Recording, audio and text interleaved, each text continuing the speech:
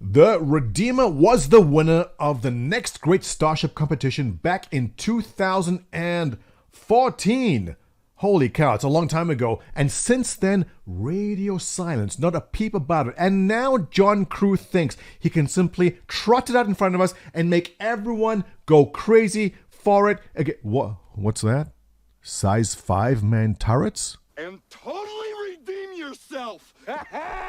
What's up, testies? I hope you had a wonderful weekend. We have a new Calling All Devs from Friday where Disco Lando is talking to John Crewe about the Redeemer, and he revealed new pictures to it. Let's take a quick look at the Redeemer, and then we'll discuss why this ship sucks or possibly does not suck. Also, I'll tell you a bit about the next great Starship competition. A lot of new people have joined Star Citizen since 2014 who may not have heard about it. And I'll tell you why it wasn't my favorite ship to win. But first of all, let's take a look at the new Redeemer picks from John Crewe. Okay. So yeah, a gunship needs lots of guns. So I can't quite remember off the top of my head the sizings of these.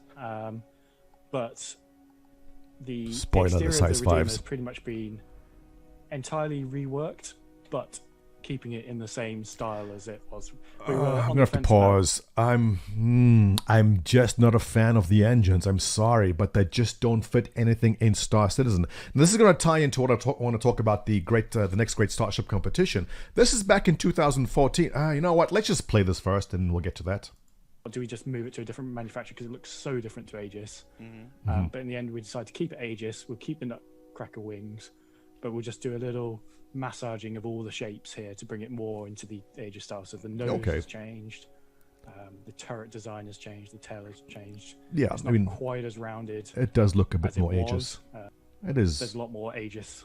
Looks stretched out. Anyway, you get the idea. So the story was in the next great Starship competition, and it was a great idea that they were going to utilize talent from within the community to design a ship from backers that they could have in the game itself. Great idea, but there were some issues. And the issue is this, that the guys designing the ships aren't full-time ship designers, spaceship JPEG makers. They have real lives and real jobs, and those jobs may not include designing spaceships. And what happened is that every round, they needed changes and massages and changes being made to the materials of the spaceships, and then every round, whatever won, went to the next round. And I think there were some very, very promising designs that simply didn't make it because the guys making it simply did not have the man hours to bring the ship up to spec that what Chris Robert wanted. But in any case, let me play you the last couple of minutes of the next great Starship. Now, this was when they called on the winners. Now, there was a big prize. Remember this? Memories.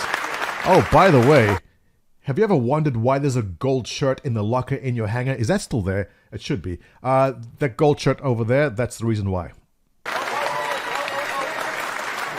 So these are the two teams. And I believe the prize was... Team.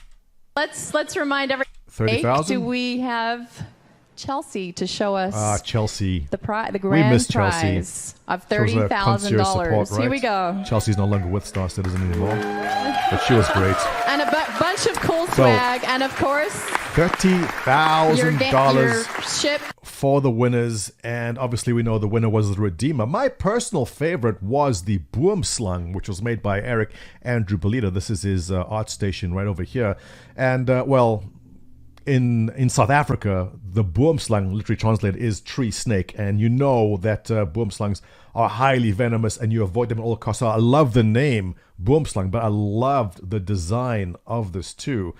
This was my personal favorite, and very sad it didn't make it. But look, the Redeemer, not bad at all. So what are the issues with the Redeemer?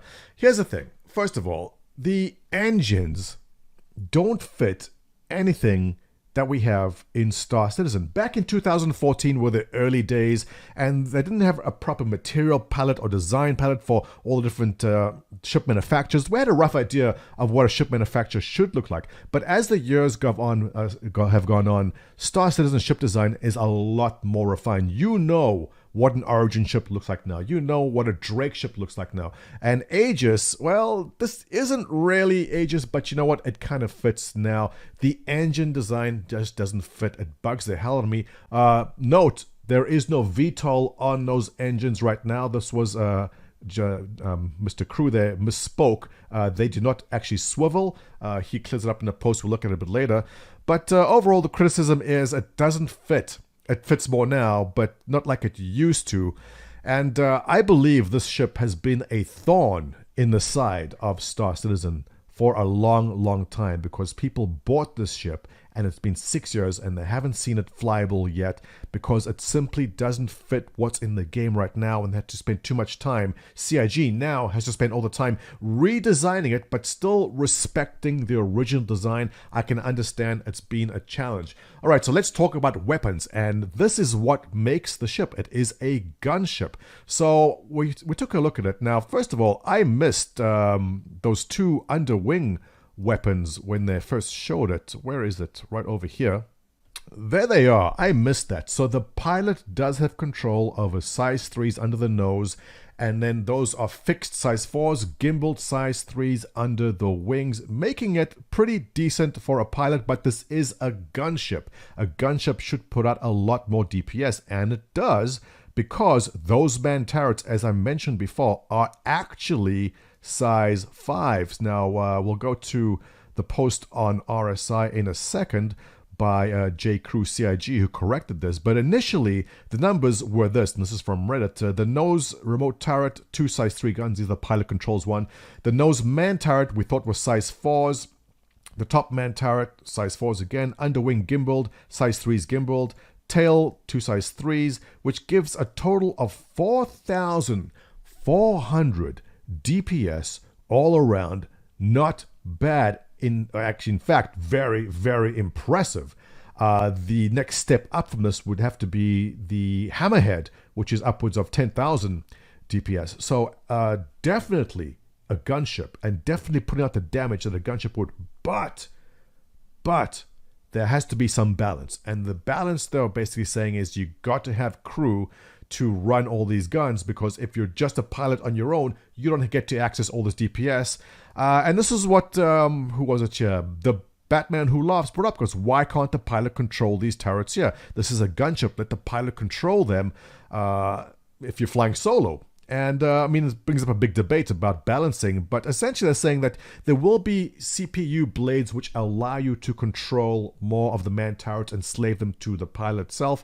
Let's first talk about the VTOL, and this is J. Crewe saying, I misspoke in the video about the Nutcracker's rotated VTOL, which make it sound like it's 100% fact when it's one of the options we are exploring. As it stands, we have a plan for whether they will rotate or not. They are not sure, so no confirmation on VTOL yet. Now, as for weaponry, as mentioned, this is a gunship, a 5-person multi-crew gunship, which means we don't want the pilot out the box.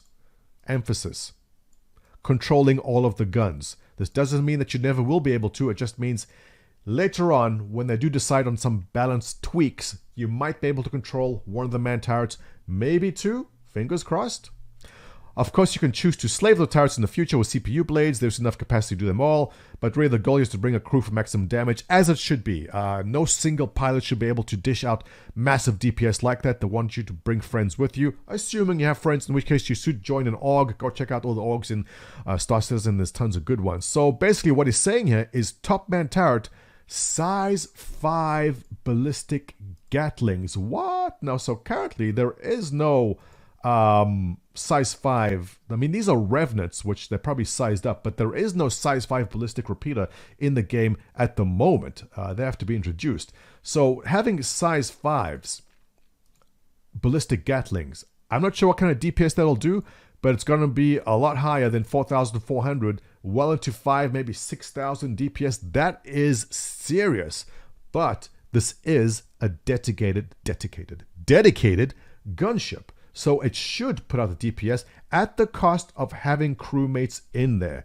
And this is a fine balance they'll have to strike later on. So I wouldn't be too concerned unless the entire thread breaks down to people arguing about you should have friends if you want to play the game.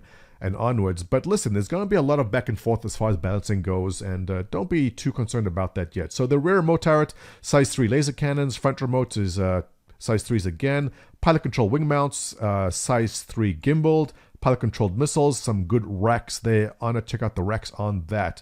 And that's basically what they're saying for the Redeemer. So overall, I gotta say, and I can't speak for everyone, but hey, the looks of it, not for me, but it does go and totally redeem itself when you look at the firepower this thing puts out, as it should, because it has been sold as a gunship. So far, I like it. I'll like it even more if you can slave at least one turret to the pilot. And I know that to give up the drop seats and a lot else, but look, every ship needs to have a role it specializes in. This can't be a good dropship and a gunship at the same time. Pick one. Pick one. And the gunship it is. So not too many complaints from me. Just the design doesn't really speak to me. I'm not the biggest fan, but then again, performance will redeem it. And overall, I like it. I just may have to rebuy it. I don't know. We'll see when the game comes out. Give me your thoughts. Are you a fan? Tell me why you are not a fan of the engines on that. You know what to do, guys. Give me a thumbs up if you enjoy my content. Your support is appreciated by subscribing and ringing that bell to be notified. I'll catch you in the next one.